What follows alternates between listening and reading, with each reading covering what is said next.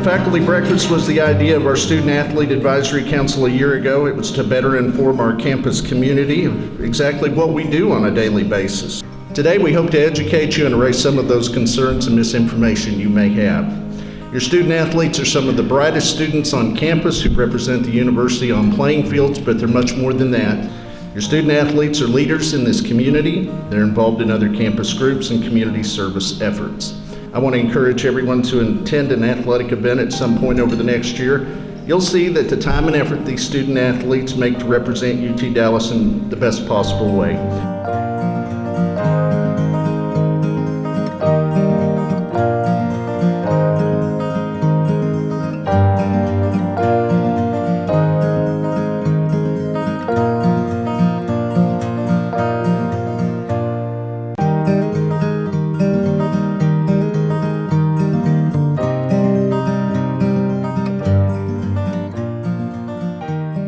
Hi, I'm Dylan, and this is Professor Diekman, and I invited him because he's one of my favorite professors. I am Megan Badajo, and this is Dr. Burns. I invited her because she was very supportive during women's basketball season. This is Professor Hazard of OEHR and Professor Molina of Energy. So I invited both of them because they're really great professors, and I think that they should learn a little bit of what I do outside of the classroom. My name is Ali Narani. I run cross country here. I invited Dr. Greg. I work in his research lab and often go to the lab after practice. My name is Melissa, and this is my guest, my professor, Dr. Wilson. She is my biology professor, and she's just really inspired me to learn more about the healthcare field and how the body system works.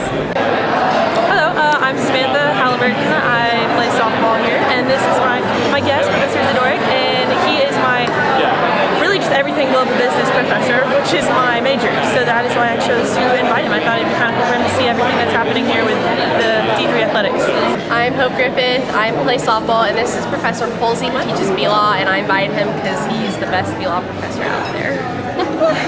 My name is Stephanie Polderman, and this is my guest, Dr. Campbell, and he's my genetics professor, and I invited him just because I think he's a very engaging and enthusiastic professor who really helps the students out, so I thought he'd want to learn more about the school. This is my teacher, Michael Stevens,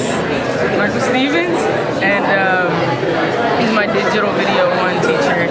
And I just invited him because he's always really encouraging, and he just puts his best foot forward when he's teaching us out there. So I really enjoy him. And she's the best.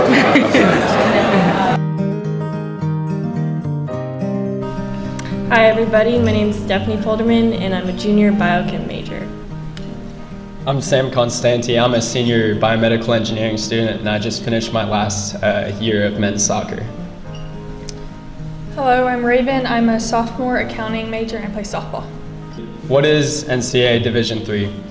I figured when I was growing up that NCAA Division III meant that it was reserved for the athletes who weren't as good as Division I athletes. But when I got here, I realized the main difference was excellence in the classroom. So the motto for the NCAA Division III is discover, develop, and dedicate. So NCAA wants us as Division III athletes to discover what we're interested in outside of our sport.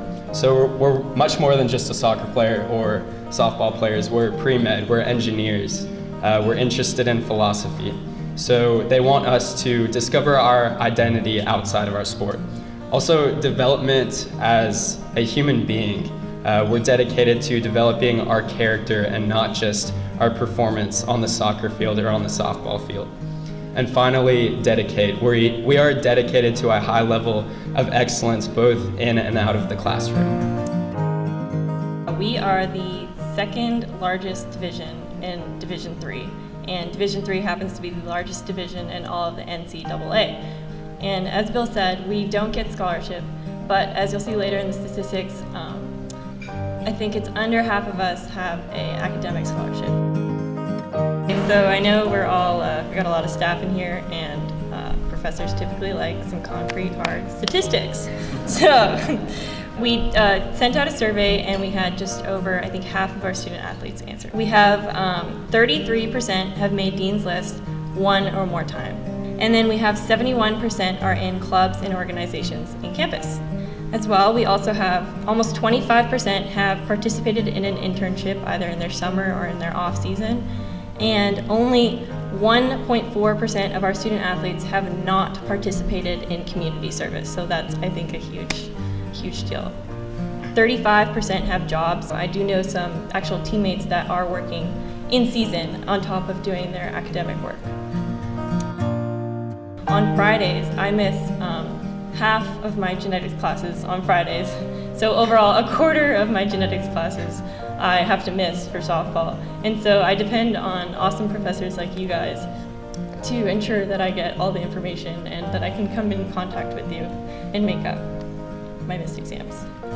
Yeah, so my life looks pretty similar. This was my semester last semester. So we would wake up at 7, Monday, Wednesday, Friday, go to the weight room, get big, go straight to practice from 9 to 11 every single day, and then go to class. And so if you see me or any of my teammates falling asleep in class, this is why. It's not because you're not interesting. It's a rough schedule. So here's the classic choose two: social life, good grades, or enough sleep. Normally we don't get any of them. So that's fun. Missing class for soccer, missing soccer for class. You know, doing homework on a bumpy bus ride where you have all your friends there and a movie blaring. Since freshman year, I told myself I would do more homework on trips, but it never worked out. We also, while being busy, find time to volunteer and have community service. So 1,500 hours served in the fall, which is almost $35,000 worth of volunteering. Each athlete is encouraged to get 10 hours per semester. So each team is volunteering as a team and just individually finding places to go and volunteer and helping the community. Okay, so I hope after all these slides we've given you a little bit of insight into what it means to be a UT Dallas Division III athlete.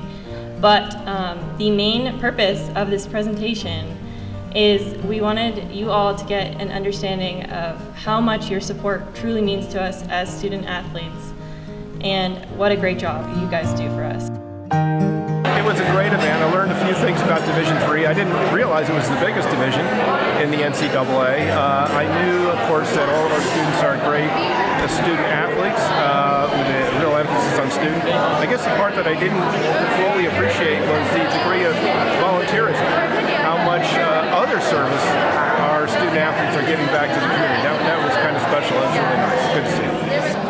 What surprised me the most was that the athletes here at UT Dallas, that none of them had scholarships, and that they're able to balance, how well they're able to balance their academics with their athletics. I was really impressed with that. Well, I didn't know that Division III has no scholarships. I mean, that's just absolutely amazing, the commitment it takes to participate in student athlete and good scholarship. The depth, I guess, of the commitment that the students make, because they're doing it out of a love for the sport versus doing it for a scholarship to get them through the academic side. And then on top of that, the tremendous academic achievements that they make on top of it, because it is very time consuming to do it, and I know that my course is one of those courses as well. How busy their schedules are. The first question I asked Samantha was, is this your schedule every single week?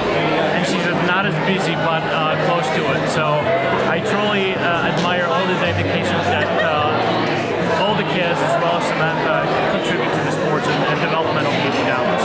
I think it's great for the faculty to understand what the students in their class are going through and how hard they're working. I think most of them get it. I think these teachers really understand how smart these students are, how disciplined they are. So I think it was probably more reinforcement than say, a learning experience. I think they really get it.